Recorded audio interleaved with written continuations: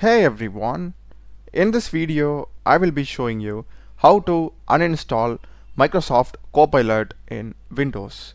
So as you can see here, I'm having the Copilot icon here. So for this, just go to search and type apps. We'll be having the apps and features. Select it, and here we'll be having the search. Just search for Copilot, and here we are having two things. One is Copilot and 365 Copilot.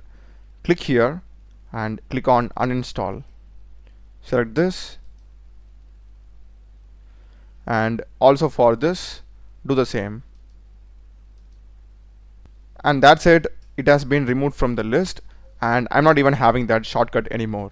If I go to search and type Copilot, as you can see, I'm not even having that app.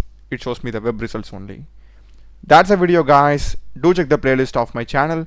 There are a lot of videos in programming and AI tools. Subscribe me. Thanks for watching.